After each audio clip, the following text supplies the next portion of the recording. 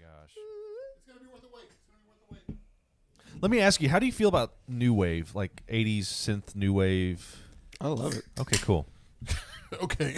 So, yeah. And that's not what I play, but Right. I'm like, Tell you about doctors that you've never seen. He's got the rhythm in his hands and a stethoscope team. Doc Roc is his name. He lends his game with his band. The Troumatics, they're ready to entertain. He walks into this guitar by his side, prescribing rock and roll, the perfect cure for your life. He'll diagnose your ailments with a catchy melody, and when he starts to sing, you'll forget your misery. Don't need no pills, no injections, no vaccines. Just put on your dancing shoes to live out your dreams.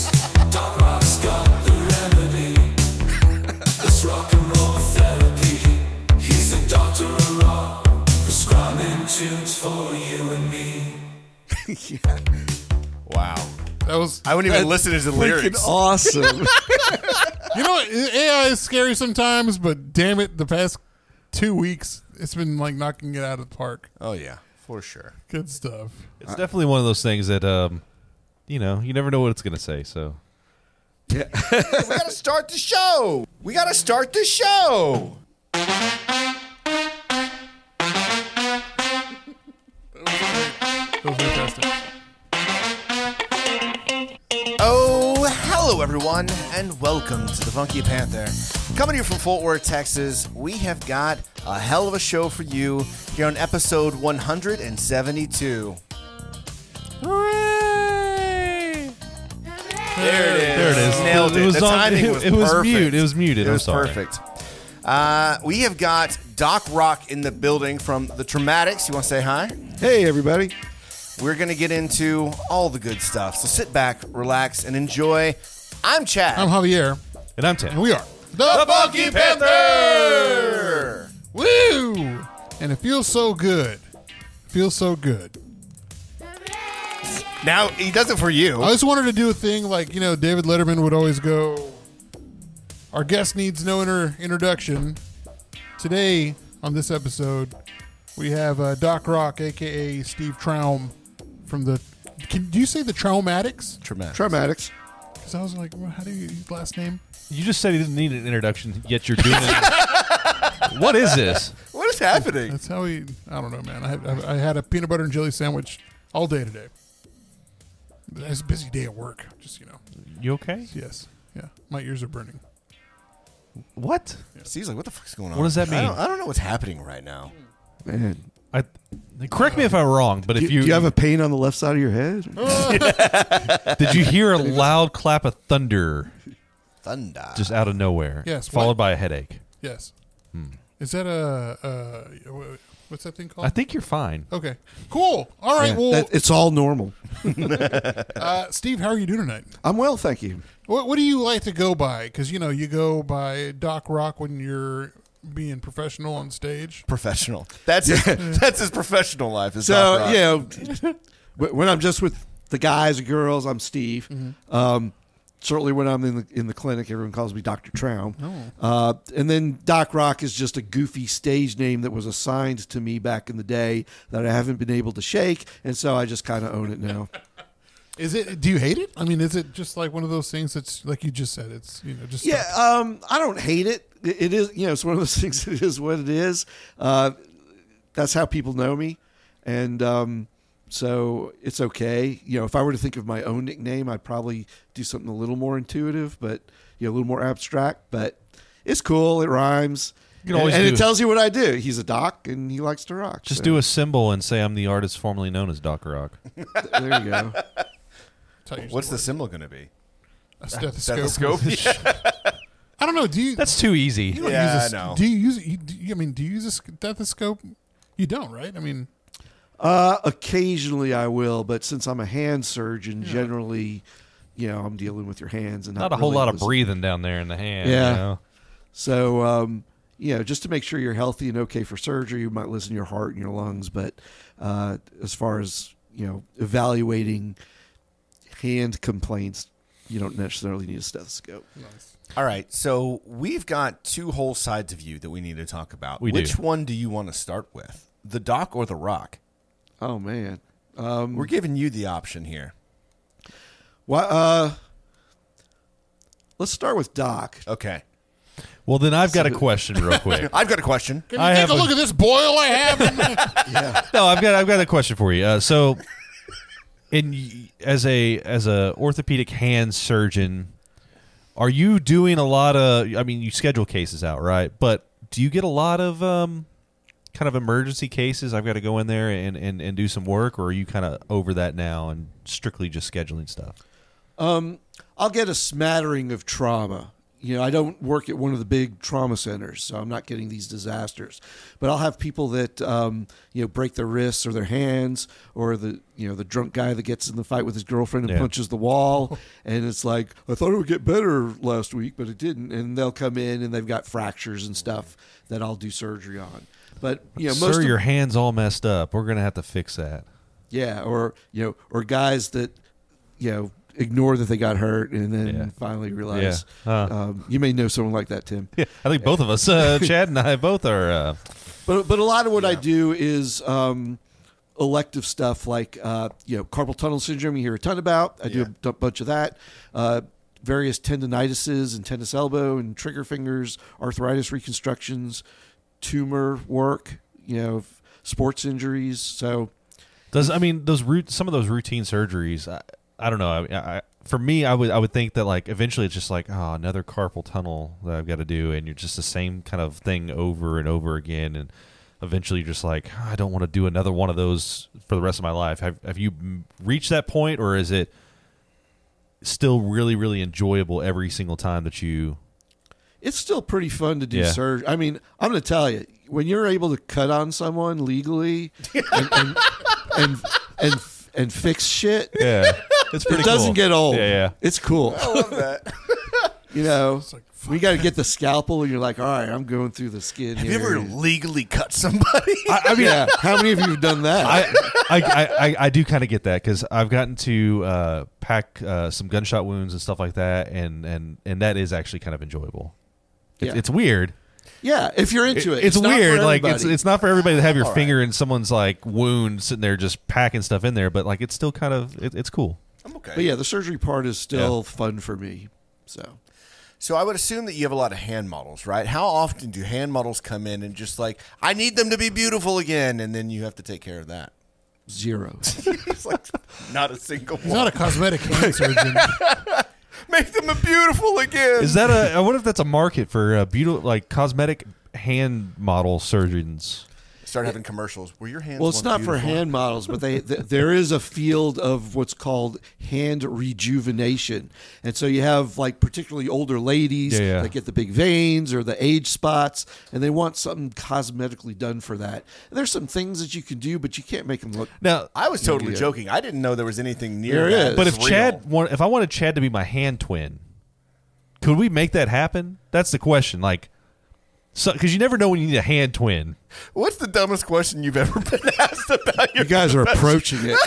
I mean, I suppose theoretically I could switch your guys' right hands, so like he would have your right hand and you'd have his. We have and like a face-off, handoff situation. It wouldn't work that. It probably wouldn't work that great, but at least you'd be together all the time. That's so weird. All right, let's So get like, back to all real right, shit. yeah. That took it. It's gonna be a weird Completely night. digressed here. All right, so where'd you go to med school at? Wake Forest University in North Carolina. Okay, and in your time in med school, because I know I've had several friends who've gone through there, and it's literally for 4 years of that time they're just dead to the world. Was that for you as well, or did you have other stuff that you were able to? We partied a little bit in med school, so it's much more work than college. Yeah.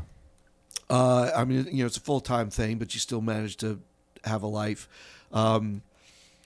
Yes, 4 years of medical school. The first 2 years are mostly classroom, at least when I was going through. And then the second couple of years is you're rotating through all the different specialties in the hospital and stuff. And then after that, you pick your specialty. In my case, it was surgery. And so you do a 5-year surgery residency. And then you do another extra year just specializing in just hands. And so it's a 10-year journey after college to do what I do. And then finally you're there. But I did see that it seemed like you did have a little bit of time on your hands because you had a band called Peel and Eat Shrimp. Yeah. So, I mean, I've been doing music for a long time. And my brother Ken, who also now lives here in Fort Worth, he and I have always played together and stuff, cover bands, but we'd still write stupid songs back in the day. And during the first couple of years of medical school, I had a band, and we call ourselves Peel and Eat Shrimp. And the reason was because there was this big major intersection in North Carolina, in Greensboro, which is the town I actually grew up in. And it was some seafood place. And on their big marquee on the corner of one of the busiest intersections in town, it said, "Tonight, Peel and Eat Shrimp." And so we're going to name our band that so everybody thinks we're playing there all the time. Clever. Clever. And That's free advertisement there. yeah, so Except they're not playing there. We played a couple of gigs for the medical school, picnic, and then a couple of gigs with the local bars. One bar had was pretty famous back in the day, but yeah, that was probably the first time. One of my earliest bands. We had another band when I was more in high school, early college. We were called the Dipshits, all with the blessings of our parents for some reason. And that was our true first band. And we used to play, other kids' houses for pizza parties and jokes like that. So you've always been doing music pretty much then? Yeah, whole life. I wish I could have done it full time because, we were writing music and stuff, but it takes a lot of work to become a doctor, apparently. Yeah. So you bring up pizza parties. I do want to talk about Ninja Turtles. I do want to talk about your brother Ken and how he was in the movie The Teenage Mutant Ninja Turtles 2 specifically, right? Well, he was the stunt double for Raphael in the first one. Yes. And I don't want to steal his thunder because ultimately you guys should probably have him on the show. Yeah. And he's got an autobiography that's out there now called, I think, Teenage Ninja to Mutant Turtle, if I'm saying it correctly, where he tells the whole story of how he became, wanted to be an action hero, did martial arts, and worked his way onto the Ninja Turtle set, first as an extra, and then became the actual turtle. But yes, those movies were filmed. A lot of them were parts that were filmed in North Carolina, which is how he was able to kind of get there locally. And so he was the stunt double for Raphael for the first one. He was the actual actor turtle for Secret of the Ooze, which was the second one. Mm-hmm. And so that's how he got into the martial arts movie thing. So, musician, brother's a musician, you're a musician, you're a doctor. Is your brother a doctor? No. Okay, so are you the He's only a turtle? He just said he was an actor. Okay, actor, but also did production and director. Okay. He was living in L.A. for a while, and he just moved to I shouldn't say just. I guess he's been here 7-ish years now. Now, are you the only doctor in the family? Yes. Okay. So that's a big, that's a kind of a big jump. You see people with come from a long lineage of doctors and stuff like that, or whatever. What got you to go that route versus, your brother went acting, you went doctor. So what led you down your path?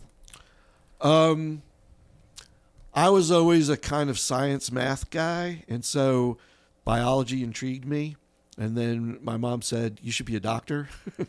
And I'm like, okay. But yeah, the way the human body works always intrigued me, and the thought of being able to do that. And plus everyone's like, "Oh, be a doctor." That's a cool thing to do. Yeah. And first I'm like, "Well, can I be a doctor? Do I have the ability to be a doctor?" Ultimately, the answer was, "Yeah, I guess so." Here we are. So it all kind of worked out. But yes, anatomy and physiology and the science of the human body has always intrigued me. Where along that way did you choose your specific, with hands and surgery? So I didn't know I wanted to be a surgeon until I actually got to medical school and we were going through those rotations. Because when I first went to medical school, I thought I wanted to be a radiologist because I thought X-rays were cool, or a cardiologist because hearts, were important. Yeah. And then when I actually experienced it, I didn't really gel with the cardiology people and X-rays. Radiologists, they do a great job, but they don't really fix anything. They just kind of sit in their rooms and read X-rays. And I wanted to do more than that. And so when I rotated on the surgery rotations, and they were actually like cutting on people and fixing shit, I'm like, I found my people. This is it. Yeah. And so hands, again, very important, very intricate, very challenging. And so that's where my calling was. Very cool. Awesome. But like it was so surgery, I get that. But whenever you started like seeing like the intricacies of hands, like did you go through a surgical rotation where they were actually working on somebody's hand and it was like kind of that aha moment, or did you start going through like different body parts, like what's going to be the most intriguing to me? Yeah, once I got to surgery, then I gravitated a little more toward orthopedic surgery, and then when I worked with the hand surgeons, that was like, wow, that's some kind of cool stuff that they're doing.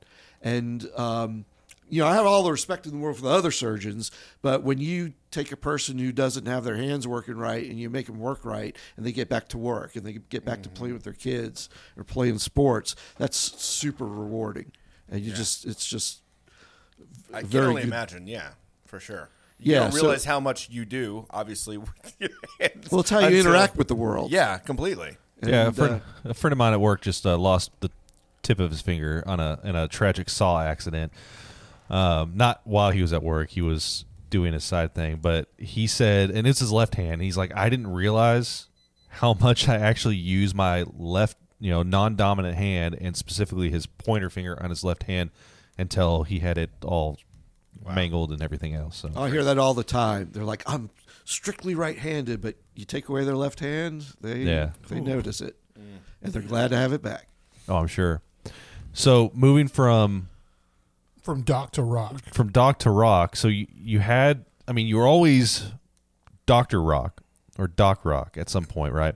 Having those bands and whatnot, or having a band in med school, but you dropped Peel and Eat Shrimp, and then you finished up med school and everything else. How did you get to Doc Roc and the Troumatics now? So, I've always done music. I've always had a little, home thing where I'm doing little demos and stuff. But really, right before COVID, I decided I was going to get more serious with my songwriting. And so I joined some of the local, the Fort Worth Songwriters Association, the Dallas Songwriters Association. Were you already in Texas? How long have you been in Texas? I've been in Texas since 2000. Okay, gotcha. And so I got more serious about, writing songs. And then after I started writing more songs, I'm like, hey, I want to get a band together and let's see where this goes. Yeah. And so, I had a drummer that I knew that did drum parts on my demo stuff. And then actually a buddy of my brother's that he knew professionally played bass that we had done jams, just weekend jams with. And he got on board. And, we learned the songs, went to the studio, recorded, a dozen of them or so, and then started playing the Fort Worth music scene. Now, after the first, and that was, of course, COVID hit, and so our first show wasn't really until 2001, or 2021, excuse me. And then as soon as we did that, the drummer was like, all right, this is fun, but he was an airline pilot who was getting ready to retire, and he wanted to use his airline things to go see the world, and then not necessarily, be around here in my stupid band.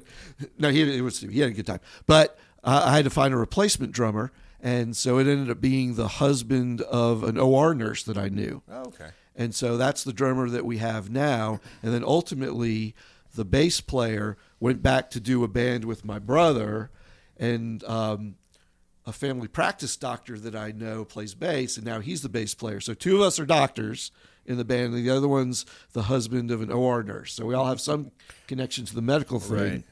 And as this is going on, I'm still writing new songs. I was actually the Dallas Songwriters Association 2021 Songwriter of the Year, which was cool. We wrote more stuff, got into the studio, released more stuff, played a bunch of gigs, and it is what it is now. That's crazy. That's awesome. And then you got your songs on like Kanon, KTCU, Bunch of them. bunch of radio stations. Yeah, we just released a new song a couple of weeks ago, and 88.1 Indie already played it. There are a couple of internet stations that have played it. Rarity Rock Radio has been playing it regularly this month. But just in the past, this is going to sound like I'm bragging, but I'm not. What I'm telling you, the reason I'm about to tell you this is to tell everyone else the possibilities of what Fort Worth music can do. Yeah. And so you've got that CD up there. That's our first album. There are 10 songs on that CD. All 10 have been played on the radio at some point. Nice. Whether it was KXT, KNON, and most of them multiple stations. KTCU, we have a bunch of songs in rotation on KTCU. They're really good to us. KUZU in Denton plays our stuff. 88.1 Indie, even they're all talked now, but 97.1 The Freak Oh, yeah. used to have a local thing on Sundays. Yeah. Adventure, was it the Adventure Club? No, that was Or was it 1021, but they had the local show. Yeah. They had a local show, Loud and Local or something Yeah. like that. And Debbie Sexton was the DJ for it, and she loved our stuff and would play it. Several of the songs on 91.7 or 97.1. 91.7 is KXT. So we've had several songs on there too. So we've enjoyed a lot of local radio play on there. And so I guess my message is to all other, Fort Worth artists that are getting started, make good music and good things can happen. You can get on the radio, which is pretty cool. What you had jam sessions whenever you started playing back up. When did it click? When was it that moment where it clicked? You're like, hey, we need to start getting serious, start writing songs, and getting to that point.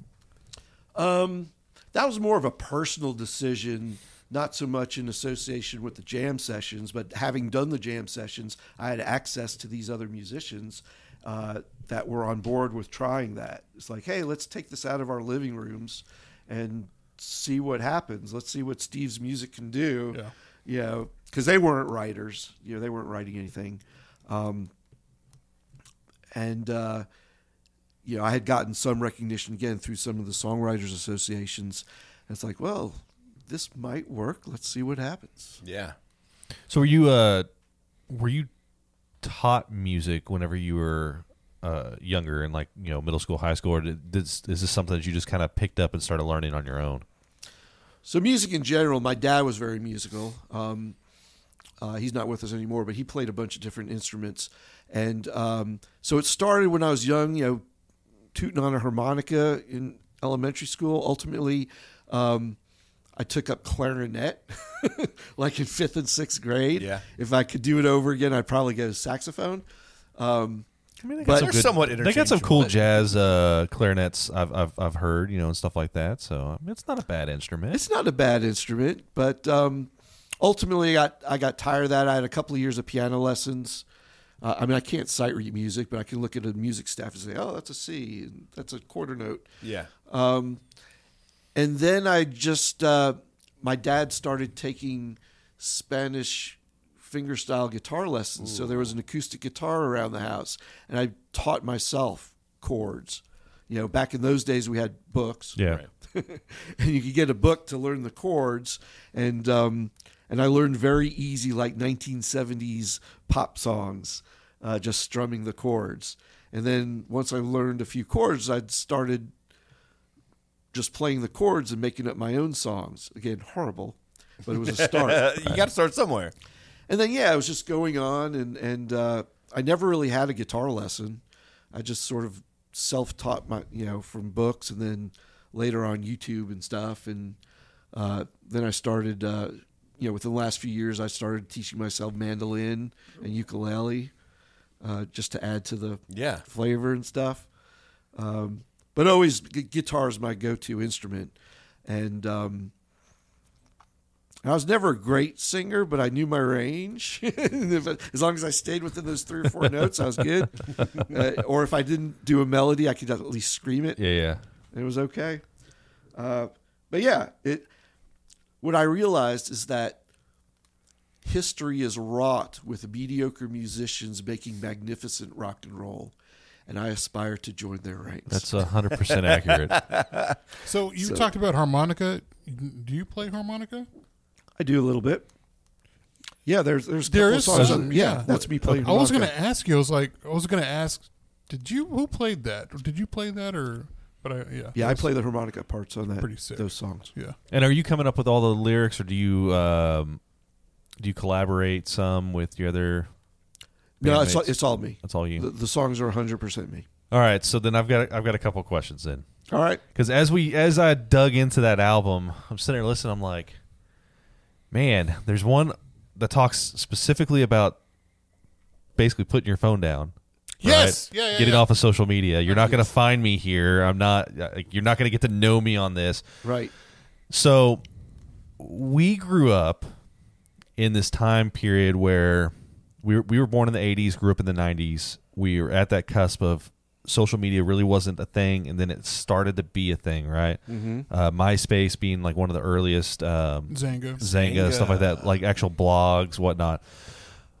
Now, I say all that, so we've seen kind of both ends, right? Mm-hmm. But in what we do now, we found that social media is the only way that we are going to get ourselves out there, and so it's kind of a necessary evil.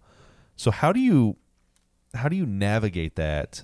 Because I feel like those words came from the heart that you sang, but you still have to kind of pander to the evils of social media. It seems. No, again, it's another thing of like, all right, the way the world should be isn't the way the world is, and you got to deal with the way the world is. Otherwise, Right. you're going to drive yourself crazy. And the way the world is you're absolutely right. Social media is here; it ain't going anywhere. It's how you have to reach out to the world now. What the song is coming from is more of when you're sitting there at dinner with people, or you're at a concert and you're trying to enjoy a show, to put your phone down. Don't sit there trying to film it or take selfies or whatever. Engage with the people that are in front of you, and that not everything has to be. Your interface with life doesn't have to be 100% the phone. Yeah. It's interesting, And that's what the song is really trying to say. It's not like social media is bad, Right. or cell phones are bad. I mean, they're awesome. There's a necessity for certain things, right? Yeah. Yeah, but at some point you gotta not interact with everything on the phone. That your virtual friends aren't real friends. Agreed. And that you gotta embrace. You got eyes and ears. Try to use them, and for what's around you. That's kind of the message of this, because there are people that overdo it. Yeah. And we all know people like that. Chad and I recently went to, two separate concerts, but same guy. So he went to Tool, and I saw Perfect Circle just recently. And Maynard, the frontman for both those bands, has this anti-recording. No phones policy. Don't bring your phones out. I don't want to see your screens. I don't want to see that all lit up. Enjoy, like, kind of be here in the moment. Mm-hmm. And I see it on both sides of things, where people are like, I can't believe you're telling me what to do. But also, there's something nice about it. And I started doing this more at the more concerts I go to. Instead of bringing my phone out to record that small snippet that I'm not going to do anything with. I'm literally not going to. I'm not going to go back and watch it and relive that thing, right? Mm-hmm. So why am I doing this? And actually just leave my phone in my pocket and just being there in the moment. And I can tell you with 100%, it's more enjoyable. I have been trying to be a lot more intentional this past year. Like, anytime I'm at dinner or with drinks or when I'm with other people, I try to I'll put my phone face down on the table, and not because I just don't want it to be a distraction. Yeah. I don't want it to vibrate on my pocket. I don't want it to light up and everyone look at it. I want to put it face down so no one knows what's going on, and I can have an interaction with the people I'm with. Because I completely agree. Like, what's the point of going out and hanging out with people, or going to dinner with family or friends or whatever, and then someone's just on their phone, or just not in the moment. Exactly, and that's where that song comes from. I have to keep my phone with me because, again, I'm a doctor, and there's an answering service, and sometimes emergencies happen that I have to They respond can take to. care of themselves. It's But, fine. Yeah, but so I have to kind of be available, but at the same time, I need to just kind of keep that thing down. And I get accused of it too, where I'll be on my phone at dinner, and my wife kicks me or something. Doom scrolling. Like it's Yeah. real easy to get into that. That's different when you're a doctor and you've got emergencies, I think, right? Like, that is completely different. Right. But, I mean, I think that the normal, like, how many notifications blink for us generally? You know what I mean? Like, for shit we don't even look at. Like, Home Depot app says there might be a deal going on. It's like, why am I looking at this? I'm just going to swipe it away anyway. So, I don't know. Yeah, it's I saw this concept. I wish I remember where it was at, but it was a bar, and the way the glasses was they were cut on one side shorter. You had to put your phone, basically, like your phone would go on the table. In order to set your drink down, you had to set your drink halfway on the phone, or it would That's such a jump cool over. idea. So it literally makes people. I mean, you go to if you're going out for drinks or whatever. The purpose of going out to drinks is to have fellowship with the people around you, right? And enjoy each other's company, not be glued to your cell phone. It's such a bizarre concept because, again, like we grew up in that time period where we had that transitional period of we're going from no technology to all of a sudden all sorts of technology. Bro, we had Snake and our Nokias. Yeah. So, I don't know what you're talking about. I recently saw an article where this person has come up with, they're calling the social media platform No Space. So it's a play off of MySpace in the sense of they were wanting to give, are we in Gen Z now? Is that what this generation is? I've lost track. Yeah, so whatever. So they're wanting to give Gen Z, I guess, what millennials had, which was MySpace, and how it's basically set up where you get to see some of your things with your friends. There's no algorithm set up to push certain agendas or push certain topics towards you or ads or anything like that. It was just you and your friends. It's just you and your friends. They have and your bands that you like. Yeah, and they're going to have a For You page where it can be more of like other people that you can connect with, but you can put your top 8 friends and all that stuff. You could post to people's walls, things like that. And it's supposed to dumb down that social media aspect and actually kind of give you a space to interact with your friends more than what you would through like Instagram, looking at the best features of them or whatever. Yeah. Well, what's going to happen is they're going to realize everyone's going to realize they actually don't have as many friends as they thought. Yeah. because they have, I've got 10,000 friends that all think I'm very important, and they think that. Yeah. And so it's going to be a rude awakening if that is. The other thing is nothing. It may start out ad free. It usually doesn't. Yeah. I mean, you end up getting your information Make sold, money, or yeah. you get sold something on ads. Even now the streaming, like Hulu and stuff, which wasn't supposed to have ads, they're all having commercials now. Everything. Amazon Prime, we Prime's pay doing for the- it, and that's ridiculous. YouTube started off as a free platform and then got ads in there. What I think is the downfall of all that is that we've got this almost like everybody puts their best, and we talked about this before. Everybody puts their best foot forward on their social media, right? Mm-hmm. And so whenever I look at somebody's Instagram or I'm looking through their pictures or whatever, and I immediately think, wow, this person's got it together and I don't. They're doing all this cool stuff and I'm not. And we're only seeing a small snippet, right? We're not seeing the full Heavily picture. filtered. Exactly, yeah. 100%. And getting away from that, it's difficult to do. I know you consciously have stepped away a lot from social media other than like our main page. Even ours, I don't do as good as I'd like. I'd like to. I should. And but like yeah. I've stepped away too. Actually, I kind of got forced. I can't access my Instagram on my phone for whatever reason, but I've kind of stepped away from that as well. I'm still caught up in that doom scrolling of TikTok, which is a whole nother thing. Short form media has now destroyed long form media, and it's kind of sad. Well, I mean, I learned how to change my garbage disposal on TikTok because they're like, 30-second tutorial. And I'm like, 30 seconds? And then I do it. I'm like, this took me 30 minutes. But now, sure. But it was like, okay, well, I can do it myself. But now I have a hard time watching like some of the YouTube people that I follow, some of those creatives. I have a hard time watching them for any length of time. I'm like, okay, just hurry up and get to the point, because I'm now had that little light switch hit, I've been giving that little bit of social media crack, and I just want that like give me the meats and potatoes, give it as fast as you can give it to me, and so I can move on to the next thing. All right, Tim could talk about social media and Indeed. how bad Yeah. things are forever, but let's go back to the music. Yeah, shall I have we? a question. So, like the tracks you write, is it based off of like experience? Is it based off of your life? A lot of it is loosely based off experiences, but a lot of it is fictionalized as well. So, my heart only cries for you. Is that that one for me? That's a hard Yeah. that one. one for me. That was the one that I was like, You're going to love our next set of stuff. There's some heartbreak in that. I was yeah. just like, There's a lot of bad relationship stuff in there, and I'll be Yeah. honest with you, I haven't had that many relationships, Yeah.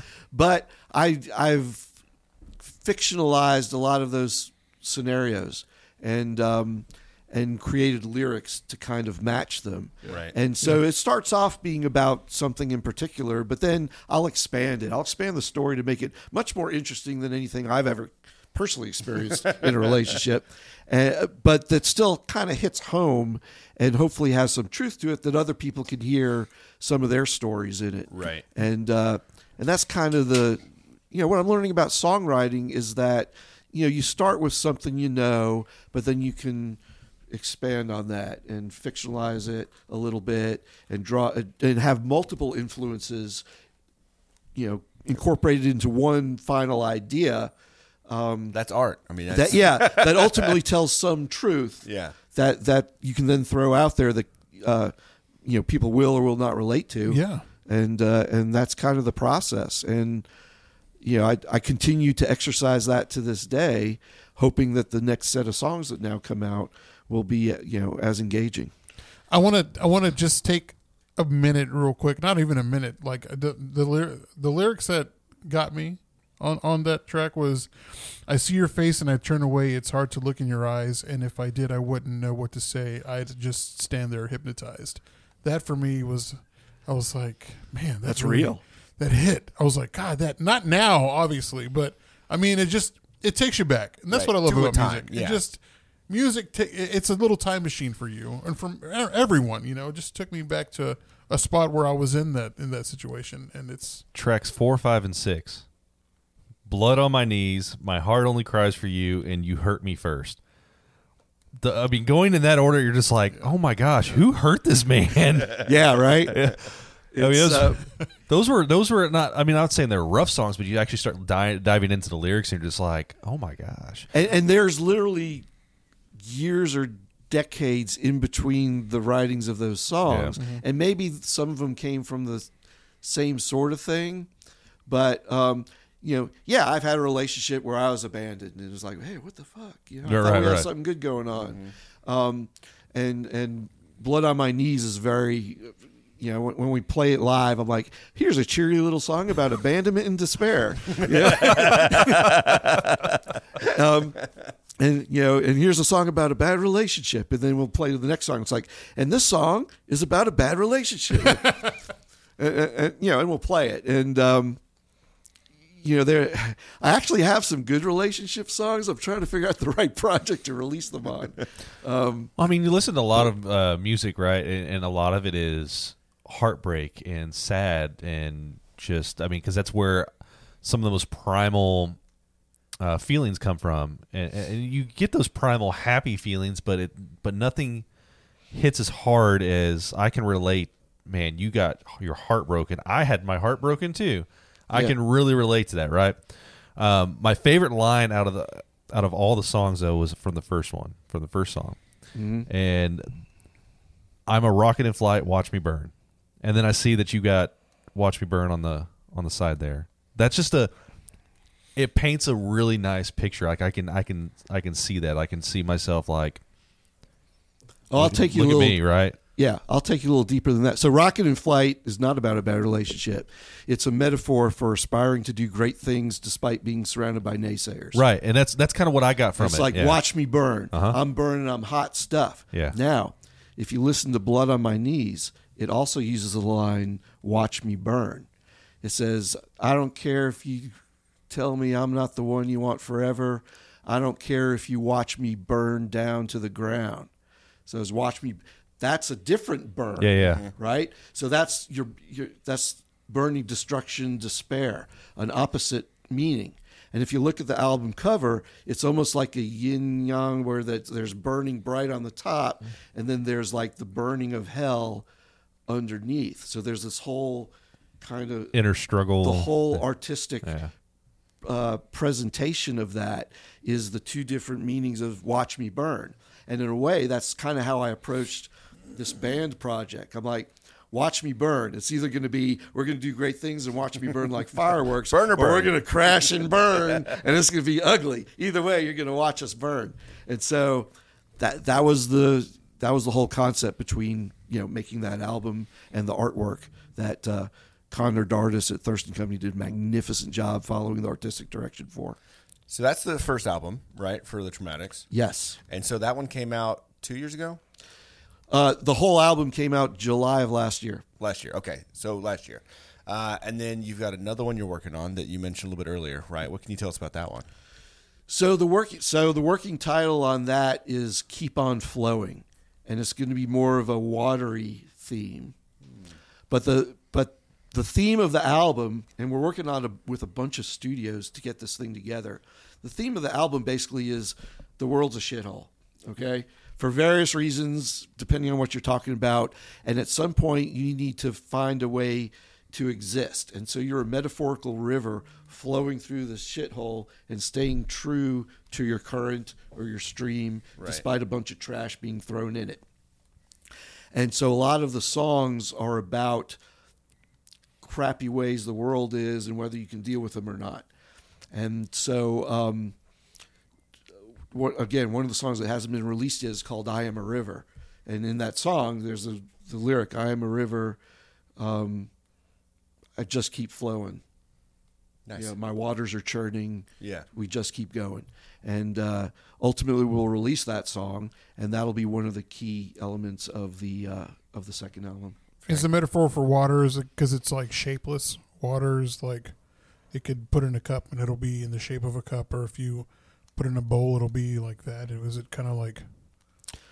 Kind of, although this was more like water can be pure and clean and good, and then you can throw a bunch of crap in it.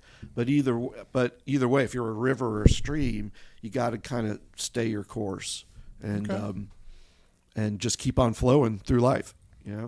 So and you got to be malleable. You got to be able to take the shape of the things around you in order to be able to coexist with them.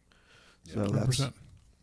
So your influences musically, like you've been playing instruments for as long as you can remember. So what influenced you to play like your style? Like how did you? What influences did you? So I'm also a product of the music that I grew up listening to all sorts of classic rock and stuff through and pop throughout my year. Again, my dad was musical. He had a huge record collection. He exposed me to a lot of that stuff. But then as I got into adulthood, college, medical school, I was more listening to like the early 80s, 90s college alternative type things. And that's probably the biggest influence as far as my style goes.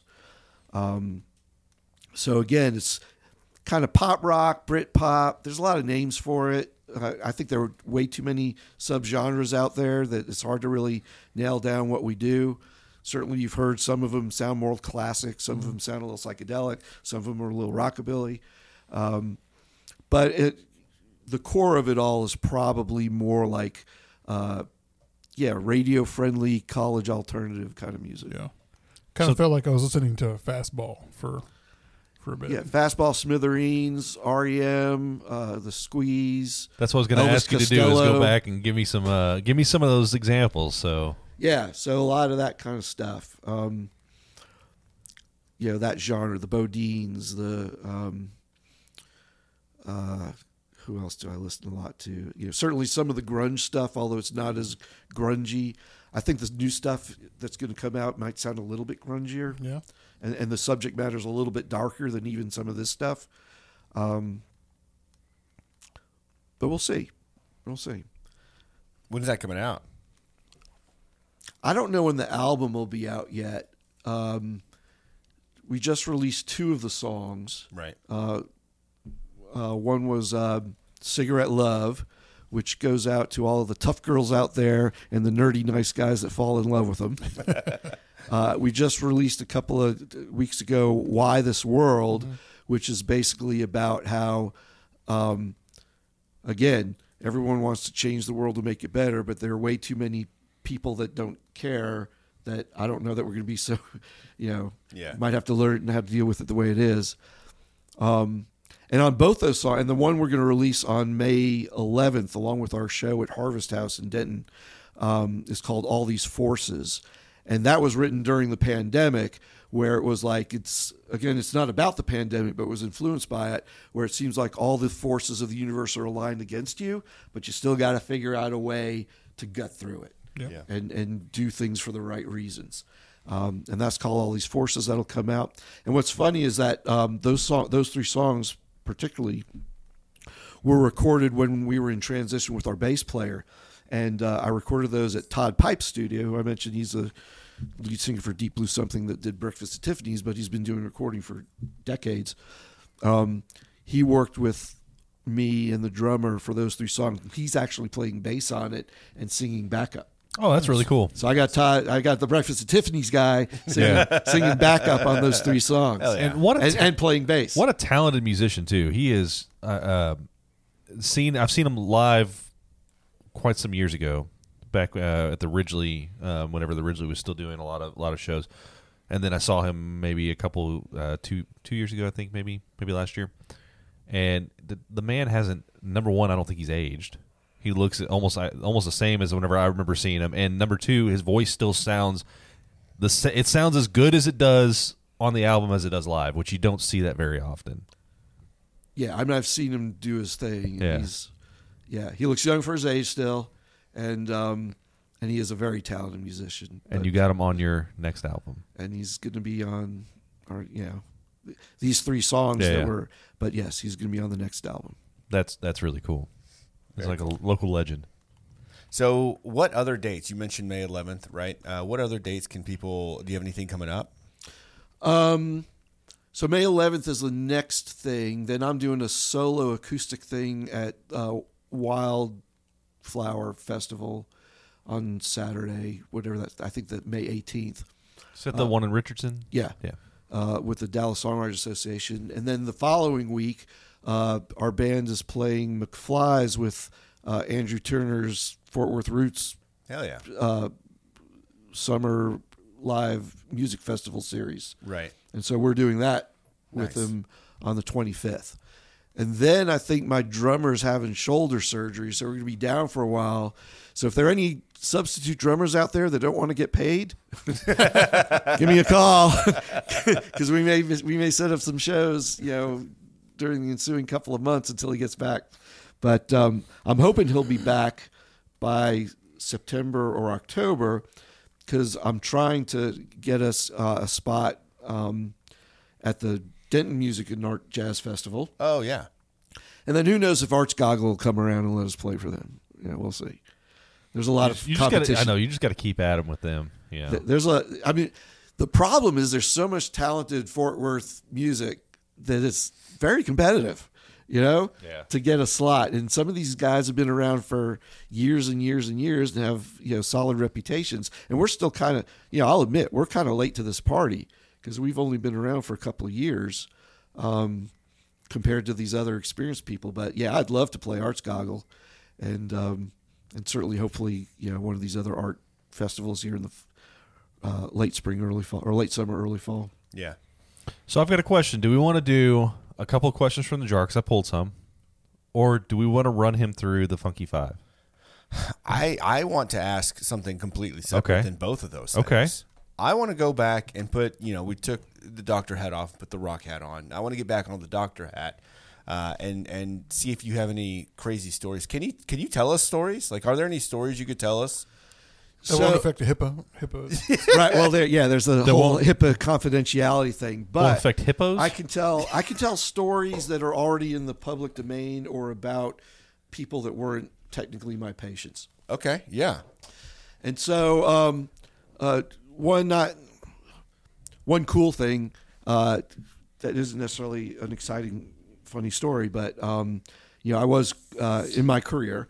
I was one of the American Society for Surgery of the Hand is the big national organization for hand surgeons, and I was among the short list of people that were allowed to engage the media about hand stuff. So if a newspaper had a story about a hand thing and they wanted a hand expert, a lot of times they would call me. And so I've been quoted as a medical expert in the New York Times and the Wall Street Journal, among other national publications. So that's pretty cool. I don't know a lot of people that have been quoted in both. Right. Yeah, that's awesome. So that's neat.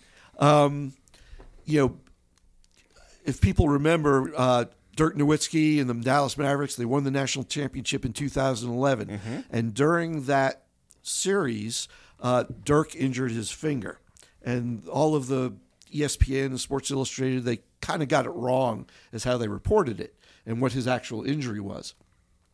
And through some people that I know, I was able to get Dirk to let me interview him like a year or so later and get the real story as a public education piece for the American Society for Surgery of the Hand. Oh, wow. So we went into the Dallas Mavericks practice thing. Dirk came down, and I got to interview him about his finger injury, which is a video on YouTube. So if you go look on YouTube and search Dirk Nowitzki jam finger, you can see that video and then some of the other promo stuff that he did for us. And that my brother, the Ninja Turtle, came in because he does production work as well. He produced that whole thing. Wow. So he filmed it and edited it and that sort of thing. So we got to spend some time with Dirk Nowitzki talking about his jam finger, which is actually a mallet finger. He busted the extensor tendon on his middle finger, and it still lags a little bit. It's funny when he says, he goes, still lags a little bit, but it's okay. Is that a common injury amongst basketball players, or it's a common injury everywhere? Just in general? Everyone that jams your finger or something, I see that a ton. But it's funny because my name Traum is originally like an Austrian-German thing. He's one of the few people besides Javier that got it right the first time. People say, because my name's Steve Traum, but a lot of people say Traum or Troom. Yeah. But as soon as I introduced myself, he's like, oh, Traum. He got it right away. Very cool. And then there was another time. Yes. Do you have any questions about Dirk? Actually, is he taller than, is he like, you have to look up and like, holy crap, like you're really tall. Dude, you got to watch the video where we did the promo where I'm going, hey, make sure you look up Hand Society for injuries about your hand. Right, Dirk? And he's standing right next to me, and the camera zooms out. And my head comes up to about here. I mean, yes, he's tall. Wow. Short answer, he's tall. That's so cool. That is very cool. That's like one of I've met like basketball players, and, I've seen how tall they are. Even like the ones you see on TV that look shorter, they're still tall. They're over like 6'6", and you're like, oh, shit, okay. Like Steve Nash, he's pretty tall. But that's still wild. Like that's a dream person for me to meet. Like I would love to meet Dirk. 100%. Super nice guy. And the other people that I've met that are bigger than life are pro wrestlers. Mm-hmm. And so I used to know the doctor that traveled with WWE, the Raw show. Yeah. And so during the early, this is probably 10, 15 years ago now, whenever they came in town, I could get backstage passes and go to the show and just kind of hang out. And it was mostly hanging out in the medical room. Right. But yeah, they had some special seats that I could go out and sit and actually watch the show as well too. But then I had the pass to go on back and stuff. And so it was cool to kind of see stuff back there and all the scars that they all really have and how they have to ice up everything afterwards. Two things come to mind. I don't know if you remember, they used to have a ring announcer. Her name was Lillian Garcia. Yes, I love her. She has a great voice. Yes. I got to give her a B12 shot in her butt. Oh. Oh, my. Oh, my. She was very cool and professional about it, and I was I was a professional doctor too. Yeah, she wanted B12. It couldn't be in her arm or anything. Yeah. So, and then there was a time where Vince McMahon himself wanted to get some kind of shot from the actual doctor that was there, was going to give him the shot. But in order to get it in the right place, you have to use an ultrasound. And so he called me. He's like, hey, you got an ultrasound in your office? And we happen to have a little portable ultrasound. So I brought it with me. And he didn't tell me who we were doing at first. He's like, oh, some wrestler needs an injection. But then at the end of I'm waiting around, and then after the show's done, at the end of the night, they clear out the whole back medical area, and then in comes Vince McMahon. He's like, "We're doing this with Vince McMahon." It's like, damn. Now he was he big also, because I know like back in the day, like he was a bodybuilder and he was like huge. Like, was he? It's all relative, because when you're sitting there, standing next to the big show, everyone's small. Yeah. Some of those guys. But yeah, he's still, Jack. Pretty ripped for an old dude, right? Yeah, he was in great shape. And so I got the ultrasound, did his hip, and gave him the shot. It worked out great. He thanked me. Probably doesn't. That's awesome. Yeah, we'll never ever remember who I am. But yeah, so that was the time I got to ultrasound a billionaire's groin. Yeah, that's one way to put it. Not everybody has that feather in their cap. No, they do not. Well, anything else that you want to talk about, or that we needed to like plug, social media or anything like that? Your single's out now. Your single's out on the radio. Yeah. So the latest one is called "Why This World." That came out on April 9th. We're doing a show at Harvest House in Denton on May 11th. It's only $2. I know other stuff is going on, but if you happen to want to come up to Denton and see some cool stuff. And then we'll be back at McFly's on the 25th. Keep a lookout on our, Facebook page, the Troumatics, and social media at Troumatics, and because we're always posting stuff and announcing things. And it's TROUMATIC. Yeah, it is. Right? It's TROUM. Yeah. Your autocorrect will change it to A, and you might get some cover band in San Diego that has nothing to do with us. So make sure it's TROUM. Obviously, we're on Spotify and iTunes and Apple Music and all the typical streaming places. If and you like physical media. Mm-hmm. And we got CDs. We don't have vinyl yet, but definitely coming? CDs. I don't know. Yeah, it's expensive. I know Lou did it. I was all excited, and I still listen to the vinyl. I love vinyl, but I know it's a whole thing. I mean, it is. It's not a cheap thing to do. It's not. I mean, and like I said, we're still new to this game. Yeah. We're still kind of small fish in the big. And I guess once we get bigger followings and fans and build up our fan base, then it'll definitely be worth it. But for right now, we're just trying to get out there, get some fans, get people to, enjoy some new rock and roll from Fort Worth, and have a good time. Hell yeah, brother. Awesome, man. Well, Tim's got questions from a jar. I mean, do we want to do that real quick? I've got one. Yeah. He looks like he pulled a couple out there, so I know he's like, hey. I have no idea what's about to happen. It fell. All right. If you could instantly learn any language, which one would you choose and why? My